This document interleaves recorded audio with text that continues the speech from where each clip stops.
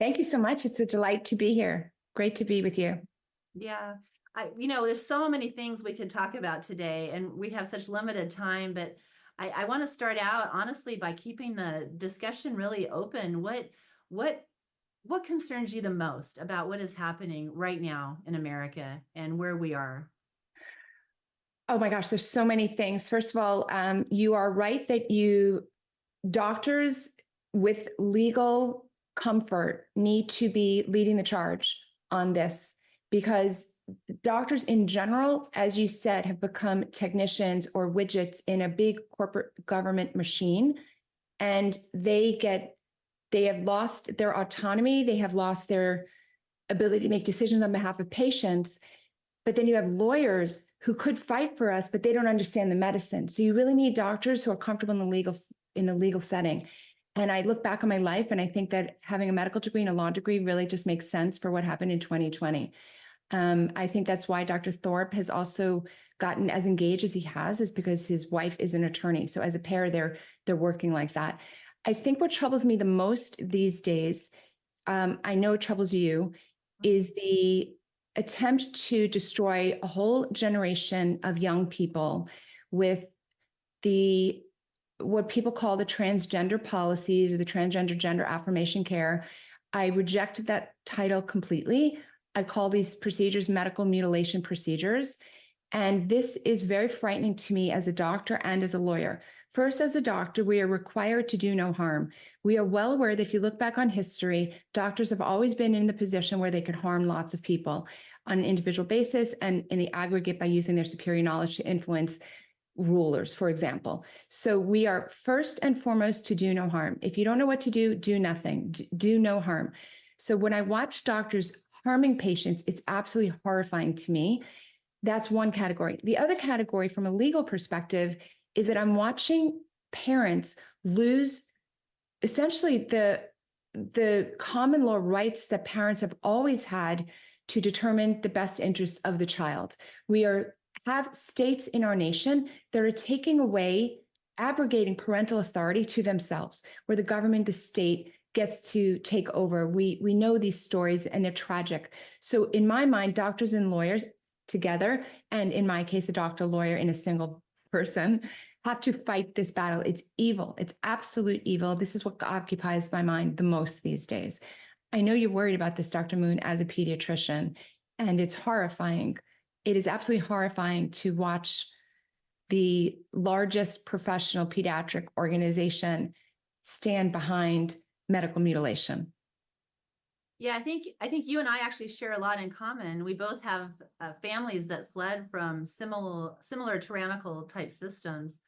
I think that has really opened our eyes to this sooner than it has for other people. Yeah. So, Dr. Moon, if I can just jump in. Yeah. So my background is that my father is a Holocaust survivor, and he spoke a lot and he taught me a lot as a young girl about how tyranny comes and how fascism comes, because everybody wondered how could such a really a progressive nation like Germany, which was very highly educated, very wealthy.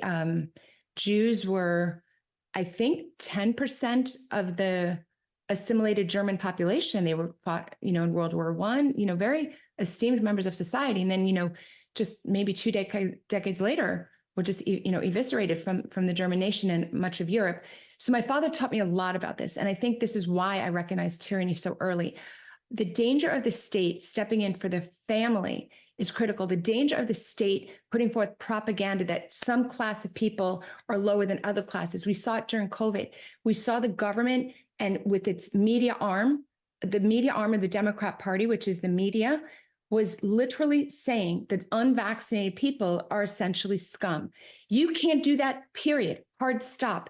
You're dehumanizing a whole group of people, and this allows other people to attack them. So I do think having parents who escaped tyrannical government regimes made you and I more sensitive to this. But at the same time, I don't want to let our peers off the hook. I mean, our peers are supposed to be well educated. They should have taken at least a few courses on American and European and world history. They should know this. This is not anything new, this tyrannical grab. Dr. Gold, you bring to mind one of my heroes, although I don't share your background of Dr. Moon's or yours, Dr. Gold. but I am a student of history, and I'm also a student of the Torah and the Bible.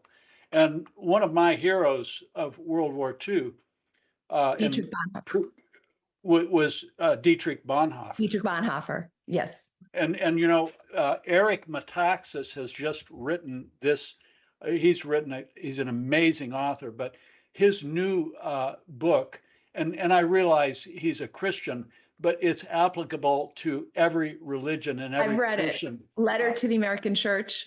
It's unbelievable because the parallels of Eric Metaxas that he makes and excuse, I don't mean to offend anybody, but Eric Bonhoeffer was a prophet.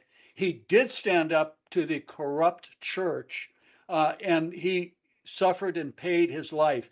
He tried to protect those who were being killed, and he saw it years before Hitler came into power. And he prophesied it, and he spoke to the church. They ignore him, and he gave his life. We as Americans now, people, you in a sense echo exactly what Bonhoeffer echoed, in early 2020. You wake up, or we have the luxury of having Bonhoeffer and having what the German church and the German people refused to listen to. And look what happened to Germany. Look what Yes. happened to that church that he preached in, that famous, beautiful church. He was a prominent young 28-year-old pastor. And 10 years later, what happened to that church? It was destroyed by Allied bombs. We're headed for the same destruction because they didn't listen to you, Dr. Gold, who echoed the exact same sentiments as Bonhoeffer in early Germany. I'm so glad you brought it up. Eric Metaxas is an incredible human being. He wrote this amazing book you mentioned, Letter to the American Church, drawing the parallels to today's society back to the Nazi regime. And the parallels are extraordinary. So Dietrich Bonhoeffer, this very righteous pastor, one of the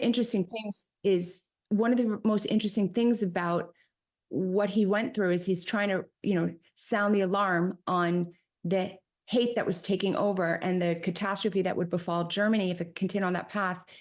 Is about a third of the pastors stood with him, about a third really were against him, but twice that number did nothing. So if I remember the numbers correctly, I think it was 6,000 that kind of stood with Bonhoeffer, 6,000 that stood against him, and I think there were 12,000 in the middle. And That's correct. And I learned Yeah. from Eric that wow, if we could just get some of those people in the middle to move. So in Nazi Germany, and I've referenced that just because I know a lot about it, they used doctors. They didn't just come right out and start killing Jews and homosexuals and gypsies and the handicapped. They didn't start there. They actually started with the science. So there was the Kaiser Wilhelm Institute that went around and they made all these proclamations that in retrospect are wildly anti-Semitic, but at the time were considered valid science. And using that valid science as the basis for then killing an undesirable class of humans. That's exactly what we saw in COVID. It's exactly the same thing. When I watched Don Lemon and Rachel Maddow and the Cuomo brother who's on CNN literally saying, let the unvaccinated die. Remember that comedian that said, if they come into the ER, just let them die. To me, the parallels are extraordinary. So it's up to us. It's up to the righteous physicians to speak up when our government bureaucrats, the government widgets, and I call them government doctors, the government doctors are lying to the people. It's up to us to speak out, and we do so. Dr. Gold, what are your thoughts on our colleagues? I think that's something that we have all tried to wrap our heads around. Many colleagues are still sitting silently, and I personally know, I can attest to the fact that many of these colleagues have now woken up. They realize that there is trouble. I don't know that they realize how big the trouble is for many of them, but I think they realize that there is trouble. What are your thoughts on where we stand right now in getting physicians to speak? This is an incredibly important topic.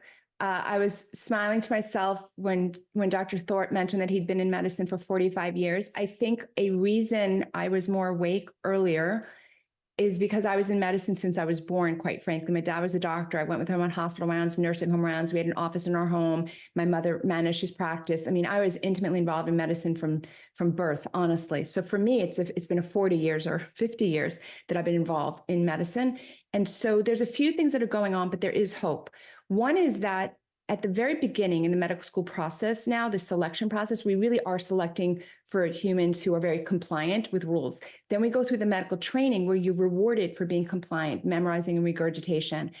And in your case, you are witness to the fact that even younger physicians are not even tolerant of listening and respecting, for example, older physicians. We live in a very woke climate. You know, when we went to medical school and residency, it was unheard of to criticize or back talk like a toddler to a parent, back talk to a senior physician. But we live in an era now where that's kind of taken over society. So we have a lot of challenges ahead of us. There are a few strategies. First of all, doctors who are mature, mid-career, they remember what medicine could be, and they need to step up more than our younger colleagues, because our younger colleagues really haven't even for the most part, known what true medical care is, doctor-patient relationship.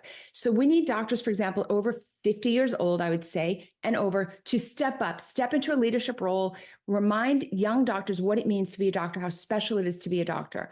Second, there need to be professional opportunities for doctors. I think many doctors, like you said, have woken up to the tyranny. Many doctors want to do the best thing by their patient, but are actually constrained by the environment that they're practicing in and the fact that they too have bills, mortgages, rent to pay, bills to pay. There need to be good professional opportunities for doctors to take care of patients. So Gold Care is one of those options. There are going to be lots of options coming forward. And the third thing is related to that is medical care, honest, ethical medical care can be provided to people at a lower price point than we've been led to believe. So there's a lot of corporate financial layers surrounding medicine. So a doctor will look at that environment and say, I can't possibly do this. I can't possibly do this.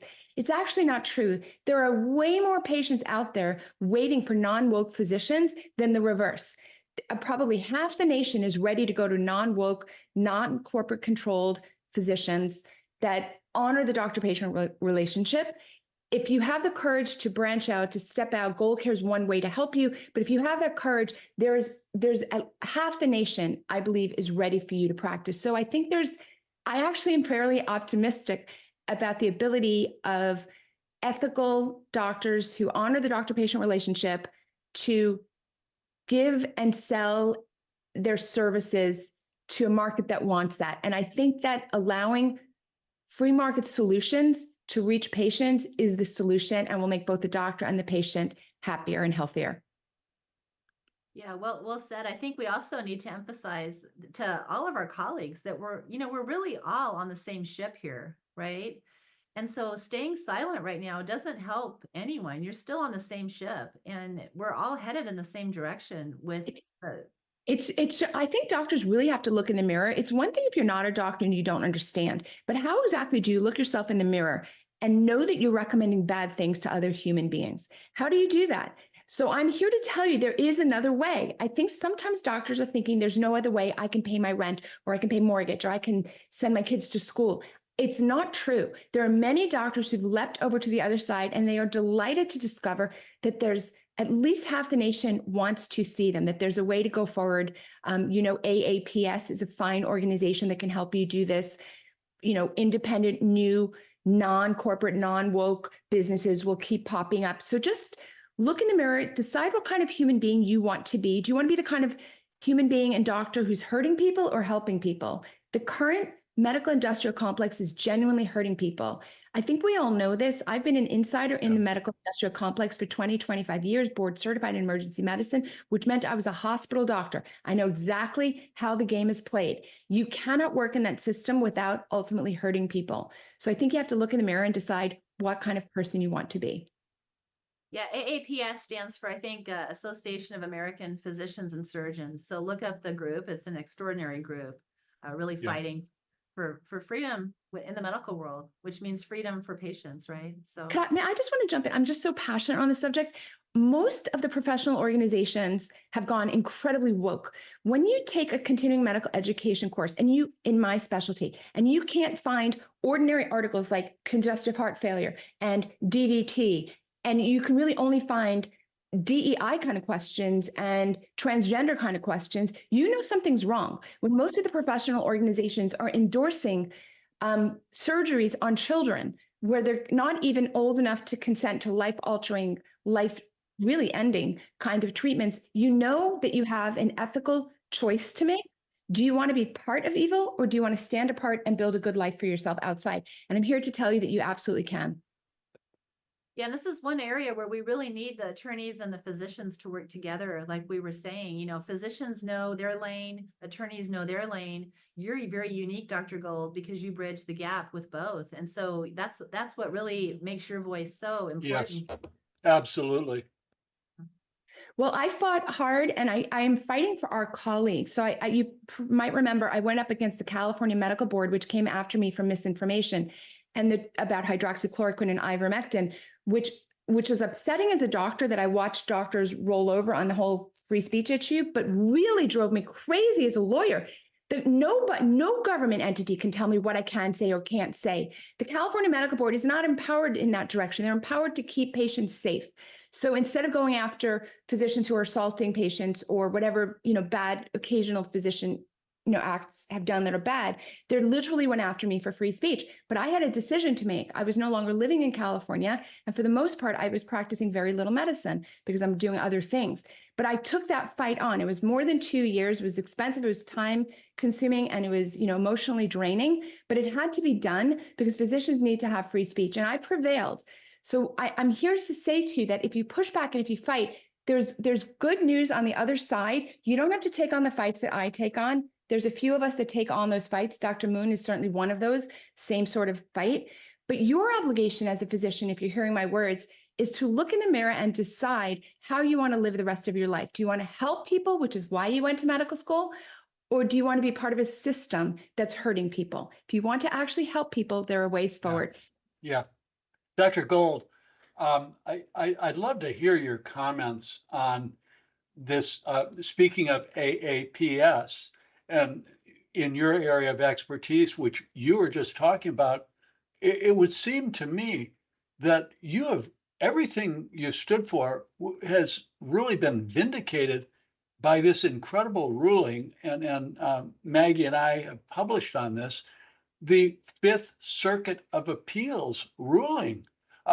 Some of these decisions that have made by this overturning of this corrupt lower judge ruling are stunning in terms of what you just talked about. Is this you have to remind me. I was thinking of the Ninth Circuit, the vaccine, but which Fifth Circuit decision are you referencing? This is the Fifth Circuit of Appeals decision that was just a month or so, a couple of months ago, and the original lawsuit was thrown out by a corrupt globalist judge. It was AAPS, their medical education, suing the American Board of Internal Medicine, the American Board of Family Practice, and my board, the American Board of Obstetrics and Gynecology, for destroying their business because physicians weren't allowed to speak.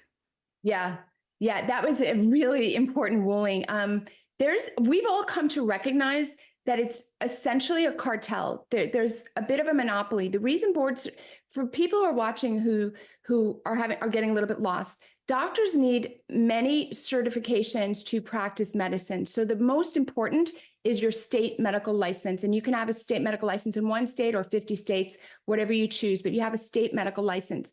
But just under that, most doctors these days have what's called board certification status. That means they did special training in that particular area, OBGYN, pediatrics, emergency medicine. Having board certification has always been a badge of distinction and honor. And in the last, I'd say 2 decades, it's essentially become required if you want to practice in a hospital or have a career in an academic medical center. So that level, the board certification level, has become a monopoly, and I would say it's become a cartel. which is they are controlling who can have board certification. Now, board certification traditionally was you had a specialized years of training. In my case, I had 4 years of special training. Then I had to take a massive exam. I have to take a massive exam every 10 years and smaller exams every year, in addition to other things that I have to do. So in other words, it was based on my merit, my work, my intellect, my grades. Do I know something? That was board certification. We saw since COVID that the board certification authorities are yanking the board certifications of doctors with whom they disagree politically.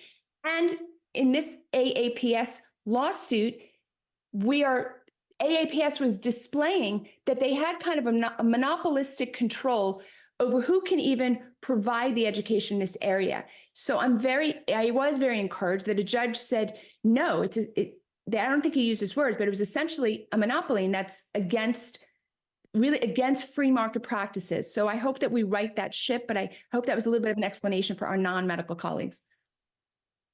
And also some implications for the First Amendment Huge. of not only for the doctors, but if you read that carefully, one of the judges in that Fifth Circuit, implied that it was also a First Amendment right of American citizens to hear an alternative. That is correct. view. That is correct. So the right to free speech is your right to speak, but it's also other people's right to hear the information. Critical. One of the reasons I fought the California Medical Board was it was just pure free speech, and patients have a right to hear from doctors. If a doctor is saying something foolish, we have much medical malpractice rules and regulations that can correct that physician's behavior. If a doctor's a fool, he won't be in practice long. So we don't have to monitor the quality of what even doctors are saying, let alone other people. And in addition, in not the Fifth Circuit, but in my case, I was arguing on behalf of anyone who has a state license. What if they can silence me as a doctor? Well, surely they could silence a hairdresser or a liquor shop owner or a daycare center owner. If they're going after somebody's state license, they are putting a noose around their ability to pay their bills. You are going to silence anyone who has a state license. That's a very dangerous society to live in. Yeah, it's really fascinating to watch this play out in real time, but whoever thought we would be in this position in America, right? But our Constitution is only as strong as the people willing to stand up and fight for with our words, and by pushing back to fight for our rights. And I just want to share with you, or the whole audience, there's a concept, it's going to help you understand what we're talking about.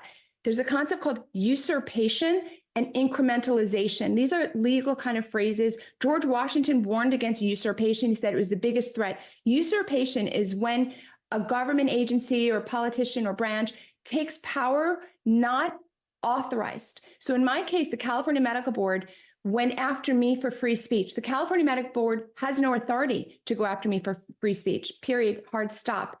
Incrementalization is when a government power just kind of keeps encroaching and increasing. Like maybe they have some authority, but then they keep taking more and more and more power. We have to be very careful as Americans to stop our executive branch agencies at the state and federal level from usurpation, taking powers that they do not have. And the way we stop that is with lawsuits. So AAPS has really done a lot in this area, and I did my little part. Yeah, wonderful. Wonderful. We're going to need to cut to ad break pretty soon, but I think it'd be very interesting at this point to talk about what we're seeing happen with parental rights. What are your thoughts on, and this has just been horrific to watch, especially the state of Washington that I came from, and really all the West Coast states, but also New York and many others that are really encroaching on a parent's ability to make decisions for their minor children. We saw this a little bit in COVID. It's much worse now with the transgender issues. But in COVID, we saw very leftist, I would say communist cities that during COVID immediately passed laws in their counties that allowed government authorities to stand in the parents' shoes. So they were doing pop-up vaccine clinics, and the child could get a vaccine. I think if you were over the age 14 in San Francisco, there was one in Connecticut. And not only did you not need the parent's permission, you didn't even have to tell the parent.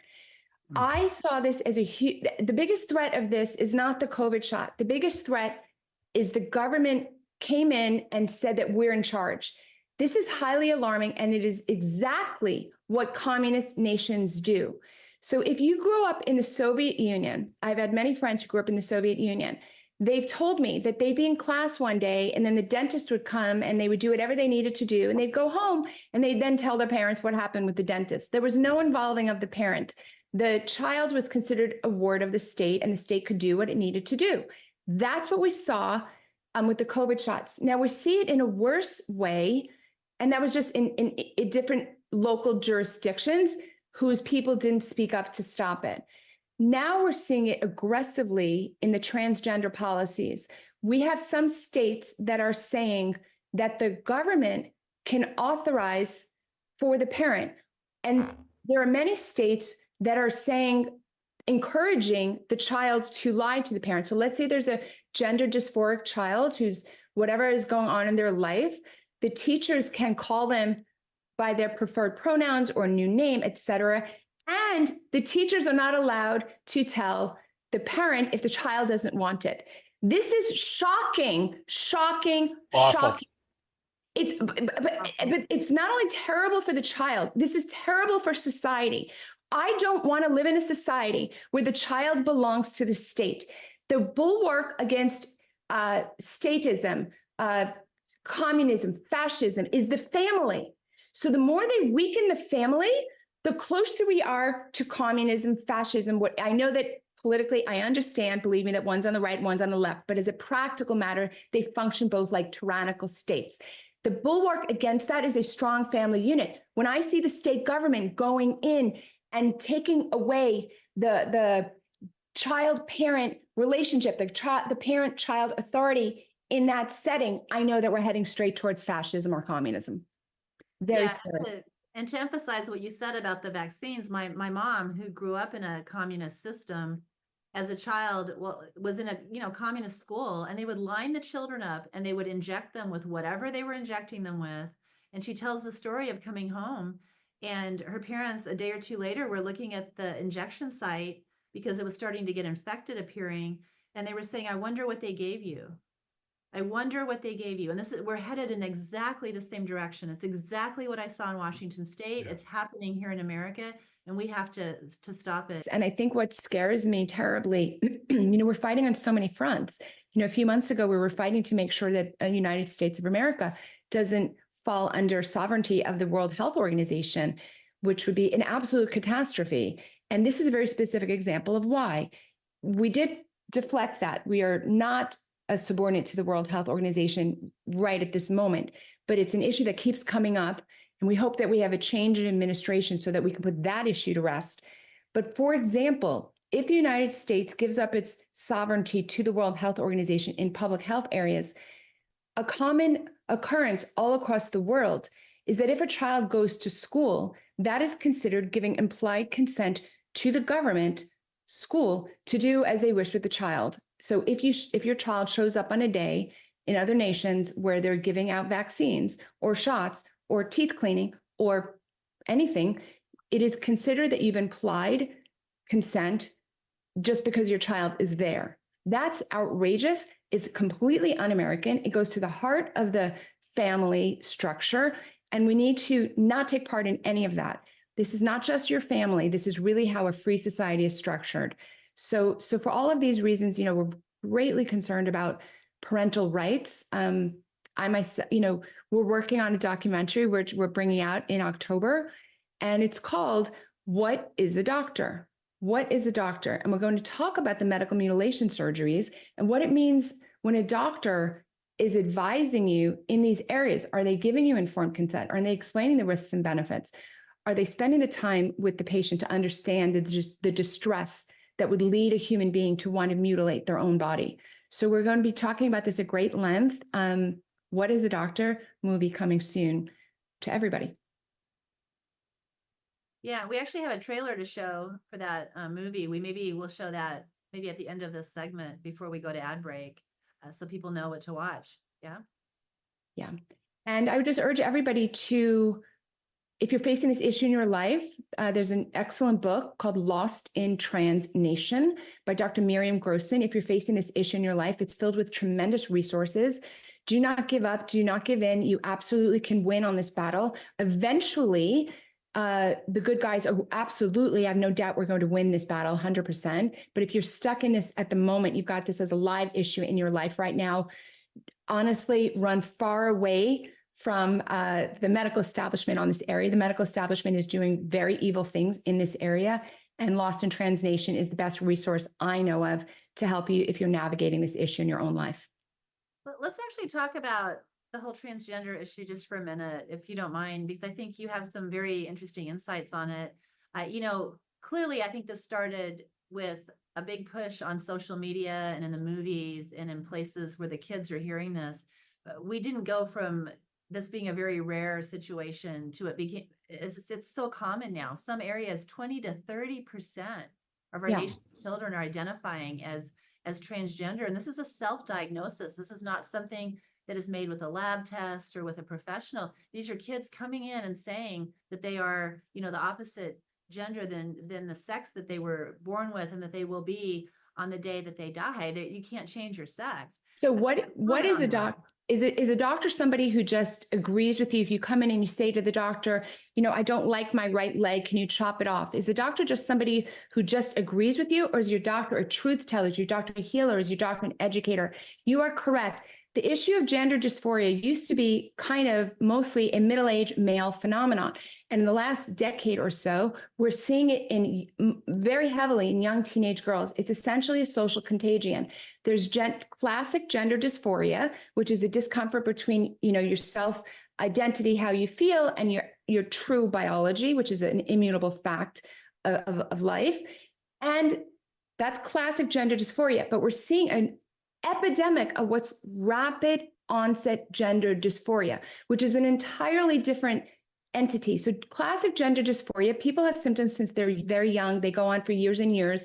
Years and years, they're often cross-dressing as adults, and that's kind of the classic. The rapid onset gender dysphoria is typically a teenage girl who never had any gender confusion, gender dysphoria at all, but has now got an online community of people who are transgender and expressing it in this way. And all of a sudden, within a couple of months, they've decided that they have gender dysphoria, and they present to a government doctor, and they get put on a treadmill of lifelong surgeries, lifelong hormones, which is very lucrative to the doctor and the patients. Each transgender patient represents at least $1.5 million to the medical industrial system. So this is not the same thing as we were trained when we were younger about the very, very, very rare gender dysphoric patients. It's really an entirely different beast, which has been monetized by the medical industrial complex. Not to mention the fact that, many studies, some of the best, show that an individual undergoing this gender transformation is at anywhere from 15 to 20-fold increased risk of suicide as a result. The biggest lie they emotionally blackmail the parents, and they tell the parents, would you rather have a live daughter or a dead son, or vice versa? I'm just going to quote Elon Musk, who said that the doctors didn't tell him the truth. The doctors are not telling the parents the truth, the facts about the situation. Your child is not more at risk of death. They're at a higher risk of death if they go down this treadmill of surgeries and hormones and not being heard by their doctor about the real distress that they're in. Lost in Trans Nation, again, is the best resource I know for the subject. Dr. Gold, I'm going to open the stage to you. What are your thoughts about the conversation we've been having and where this nation goes and what is currently happening in our country and in the world? Thank you so much. Yes, I think we're fighting on all fronts, and it would be great if people recognize that the individual fight that they're engaged in or that they're seeing is really part of a bigger picture. I was fighting hard against censorship and propaganda. If you don't have access to information and you're also being propagandized in another direction, you make different decisions than if you had accurate information. So that's one huge battle, probably to my mind, the biggest battle.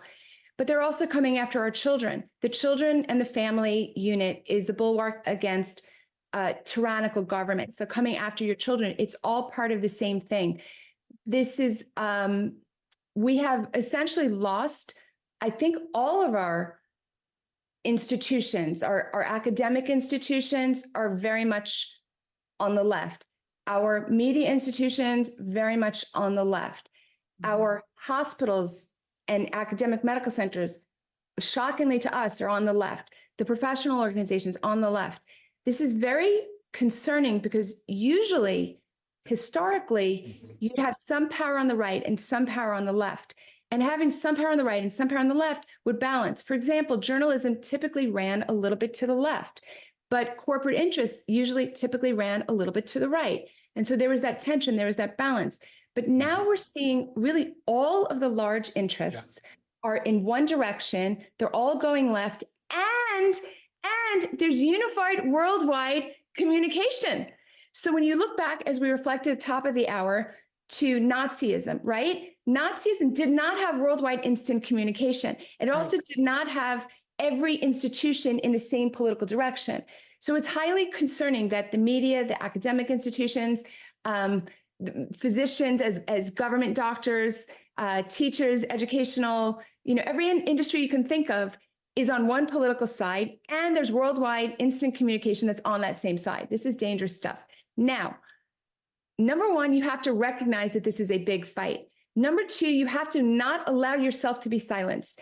Whatever small battles are going on in your life, and they typically revolve around free speech, you have to have the courage to speak up. We all know it's uncomfortable to get, a disagreement, for example, amongst friends or relatives. And I'm not saying you should start wars with your friends and relatives, but you should not allow yourself to be silenced. When you have a friend down the street who's saying, oh, it's, I really firmly support, transgender women in the Olympics, for example, like that XY human who is boxing an XX human, you have to speak up if you understand that that's wrong. You have to say something. You have to not allow yourself to be silenced.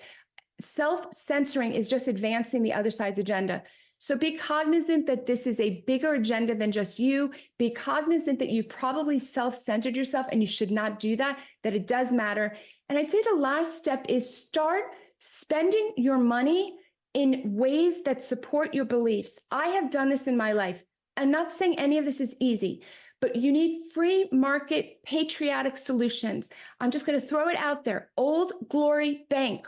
Old Glory Bank. I have switched most of my banking over to Old Glory Bank. They will never cancel you for your political beliefs.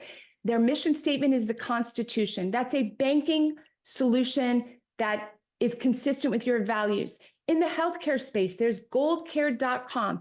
You want a doctor who prioritizes the doctor-patient relationship, who's unbiased, just going to give you their straight advice.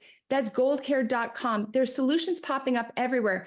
There are brilliant people on Substack. You should support them financially if they're informing you. This is the way we break the back of the legacy media. So there are specific small decisions you can make in your life to change and change the course, this collision course we're having with freedom in our nation. And honestly, America, it's up to you to do these things.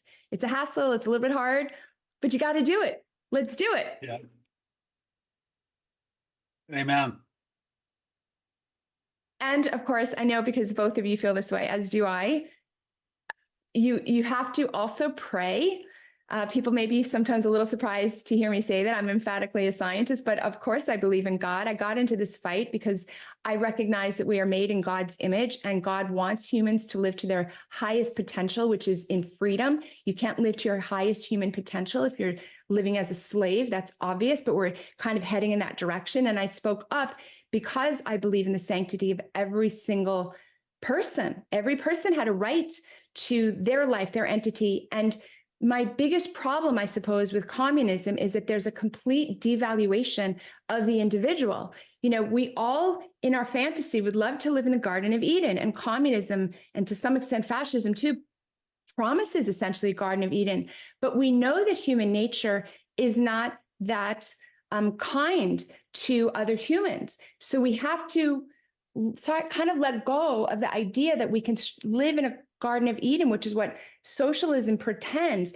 And instead, we have to protect the sanctity of each individual's right to live free to the destiny that God wants that person to achieve. And to do that, you have to recognize that the most persecuted minority of all is the individual.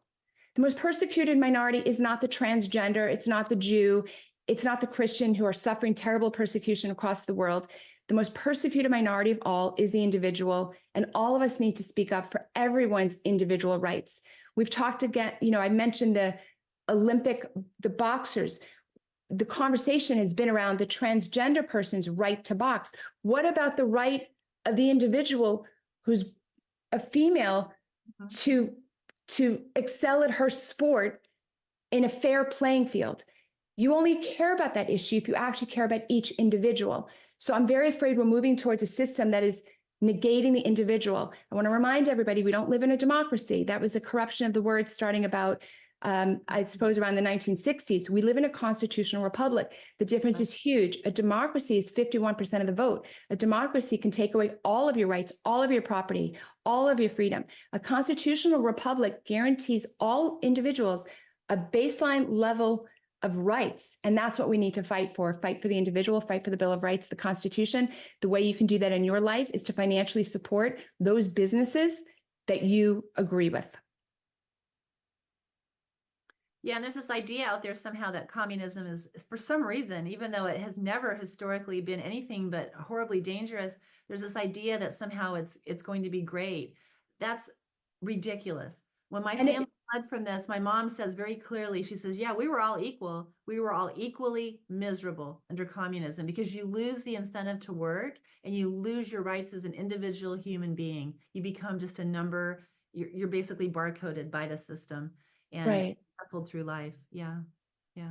We have to recognize that there is a human attraction to, a benevolent father who will take care of us. And I think that's what they're trying to sell when they sell us communism, socialism.